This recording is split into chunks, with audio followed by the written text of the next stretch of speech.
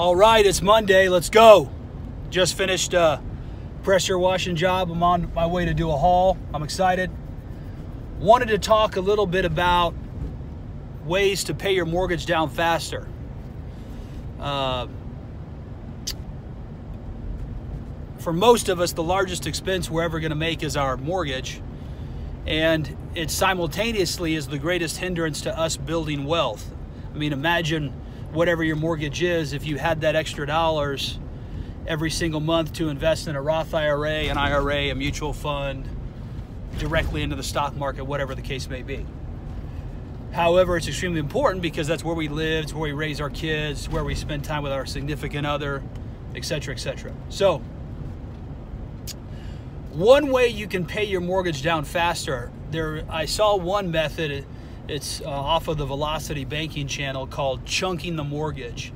And what that means is you would take the equity of your home if you had any, or you would use a credit card, and you would put $5,000 to $10,000 to $15,000, whatever the equity limit was, or the equity amount, the HELOC amount, and or whatever amount you could put from the credit card without maxing it out. You put it directly to the mortgage while still paying the consistent mortgage, and then throw all of your money that you make monthly into the credit card and or into the HELOC, and you pay it down over like 6 months time while still paying your expenses, and you've effectively paid $5,000 to $10,000 to $15,000 directly to the principal off within about six and a half months. I'm going to go over that later. I actually like that idea for a lot of reasons, but I also think that you have to tread cautiously. So I'm going to go over that at a later date. The method that I have for paying off a mortgage quickly, which my wife and I are going to do, we haven't started yet, trying to be as transparent as possible, is paying about 20% extra to the mortgage every single month. So whatever your mortgage is, $1,000 or $1,500, let's go with $1,500. Whatever the mortgage is, $1,500, if you put 20% of that mortgage on top of the contractual obligation, which is the $1,500, you're paying roughly $1,800 a month to the mortgage. That $300 surplus, right? Because 10% of $1,500 is $150, 20% of $1,500 is $300.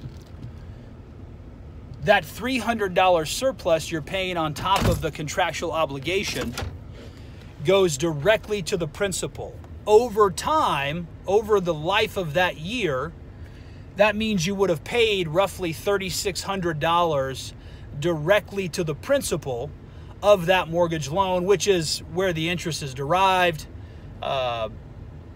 It's the whole mechanism by which the loan works. And that's basically $3,600, again, paying 20% extra into the mortgage. Instead of the $1,500 mortgage, you're paying $1,800. That $300 is going directly to the principal on top of the amount that already is going to the principal. So what happens is over time, by chopping down that principal, you start to build equity faster within your home loan, basically within your house and the contract that you are signed up with. Here's where a lot of people, I think, get it wrong. A lot of people will keep paying extra, which is great, but they never reposition themselves in the loan to have the greatest effectiveness possible. So what that means is this. Let's say for 3 years, you're making a 20% surplus payment directly to the mortgage. So instead of $1,500, you're paying $1,800. For 3 years, you paid an extra $360, because 300 times 12 is 360. I'm sorry, it's $3,600, excuse me. You paid an extra $3,600 directly to the principal. Again, 300 times 12 is $3,600. You did that for 3 years. That means in year 1, you paid $3,600. In year 2, you paid $3,600. In year 3, you paid $3,600. That means in total, over 3 years' time, you've paid 3 times $3,600. 6 times 3 is 18. you've paid $10,800 roughly directly to the principal over 3 years' time. Correct me in the comments if I'm wrong about that. On top of the amount you're already paying to the principal.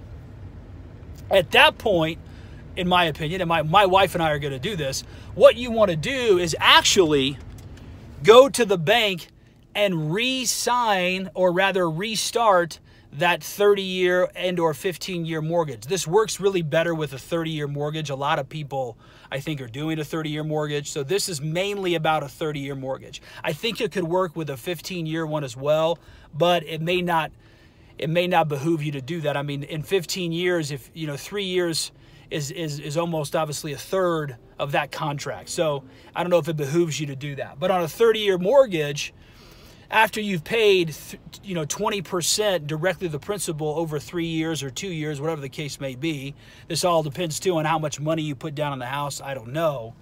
You would then want to go refinance it if you can, and whatever payment amount lowers, or whatever amount that transpires that lowers that payment, what you want to do, let's say it lowers from $1,500 to $1,350.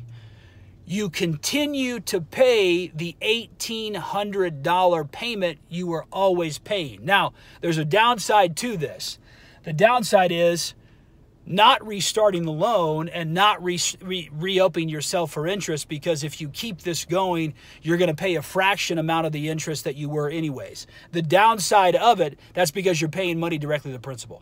The downside of it is that whenever you refinance, that costs money. And typically, the refinancing fees, I've worked with mortgage writers and real estate agents, excuse my voice, I've worked with these people, and basically they always say a good rule of thumb is that the closing costs are right about what one mortgage payment would be. So to refinance your house, if you're paying $1,500 a month, to refinance it, you're probably going to spend about $1,500 at the time of refinancing. So that is a downside to it.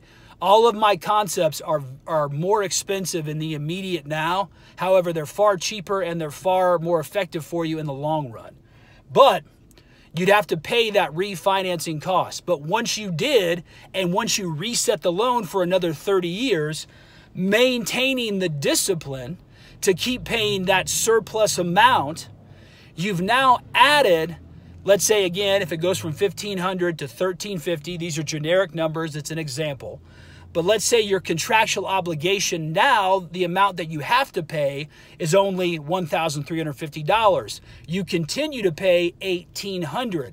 Well, now you're paying $450 directly to the principal every single month. $450 times 12 is, $450 times 10 is $4,500. $900. You're probably looking at $5,400. I could be wrong, give or take. You're probably looking at about $5,400, $5,300 now directly going to the principal every single month, on top of the amount that's already going to the principal built into your contractual obligation. You do that for another 2 or 3 years. You're now paying that much more directly to the principal. You're knocking that loan down that much more, that much faster.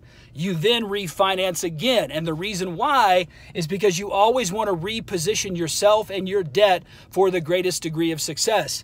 Multinational companies, for all of their terribleness, multinational banks, Wall Street, they do this all the time. They're constantly restructuring their debt to have greater cash flow and also to lower their contractual obligation. Not only by refinancing do you increase the amount that you're paying directly to the principal, you also lower the amount you have to pay to keep the note current. And you say, well, Zach, why would I want to do that? Well, consider what's going on right now with COVID. People have lost their jobs. People's hours have been cut. I'm going to be transparent with you. My wife, every employee in Boston took either a 20% pay cut or a 50% pay cut. That's that much less money we have coming in for the month now. It is what it is. There's no sense crying over spilt milk. But as you lower what you have to pay monthly, if you're in that situation and you've executed this concept for a couple months, you can back down to your minimum amount until your pay resets and then start tackling it again with that surplus amount. Here's another reason why that's a great idea to do that. this is a generic example, but it's valid. On a 30-year mortgage with a rate between 3 and 5%, you can look this up yourself. If you just make one extra payment a year, just one extra payment a year, you cut 4 years off the life of that loan. You go from a 30-year mortgage to a 26-year mortgage. If you make 2 extra payments, it isn't 8 years that you cut off. It's actually closer to 10 because interest accumulates in either direction. And the more you cut the principal down, the faster you go about cutting that principal down, the less interest, the smaller the amount of interest that accumulates over time, thereby shortening the life of the loan. Again, by doing that, that's fantastic. You're knocking down the principal, but you want to make sure that you're restructuring the loan every 2 to 3 years or however many years it takes for you to get that payment decrease in your contractual obligation. Because again, you restructure the loan to where the minimal contractual obligation you have to meet is now lower, making it easier for you to handle a bump in the road if one comes, like COVID, affecting the economy for a lot of different people in a lot of different ways, or your company just goes away, or you make a mistake and get fired, or you get sick and you can't work. As you lower your expenses throughout the month, you increase the likelihood of you being successful, especially if you're paying your bills and or expenses with a credit card. Remember, business owners, entrepreneurs, they have expenses. If you're paying your expenses with a credit card while also simultaneously lowering your contractual obligations, you make it far easier for you to handle a bump in the road if one comes, or even a catastrophic loss if one comes. Now, the best thing about it at the end is this, and I'm going to leave you guys with this. Although the mortgage is the largest purchase that most of us will ever make, and it is the biggest hindrance to us building wealth, in truth, at the end of your working life, if you have your home paid off, that home represents effectively a bonus check at the end of your 25 or 30 years of employment that you can acquire by selling that home. In the state of Indiana, if you pay on a home for 2 years, you pay no capital gains tax on the profits that you incur. So, the faster you can pay that house, that condo, that townhouse, that whatever off, the more wealthy that bonus check at the end of your working life, should you decide to sell that house, the wealthier that bonus check gets. The more money you can save monthly in the meantime while you're paying it off by lowering the contractual obligation and paying extra to the mortgage, that much more money is coming in directly to your pocket. Dave Ramsey is 100% correct when he says when you pay a loan off, it's like giving yourself a raise. He is 100% correct about that. However, think about that at the end of your working life. If you pay that house off instead of 30 years in 10 to 15 years and paying a fractional amount on the interest, right? You've now not only increased your earnings monthly, you've also increased that much more so over the life of the loan, the amount of money you're going to make on that purchase, or rather that sale, when you finally retire. When my wife and I retire, we're probably going to be able to sell our house for around $400,000 to $450,000 after we finish the downstairs, after we finish the basement. That's going to be a huge chunk of change for us going into retirement. We're going to have income set up. We're going to have rentals. We're going to have things set up to where we hopefully are making about $5,000 a month coming in, whether we work or not, at being debt-free, not including my wife's 401k, not including the sale of our home. Theoretically, when we retire, we're going to have a huge chunk of change in my wife's 401k and the selling of our home, as long as we can pay it down fast and pay it down as cheap as possible. Again, the downside to refinancing every 3 to 5 years or 2 to 3 years, however much you're paying on it, is you do have to pay that upfront expense, which isn't great. But in the long run, it's vastly cheaper than paying hundreds of thousands of dollars in interest. I think you would agree. I wanted to encourage you guys with that. My wife and I, we haven't started yet. We took a hit financially. We have to make sure that we can get through this time first, but we are going to start paying a 20% extra towards our mortgage every single month. And then in a couple of years, we're going to look at the loan and see where it's at, and if we can refinance it and lower the payment by $100, even $50, to me, it's worth it. It's that much more money that's going directly to the principal. Attack your principal. Your principal is the military base. It is the stronghold by which interest comes out of and invades your pocketbook. If you destroy the principal, you destroy that invading army. Let's go.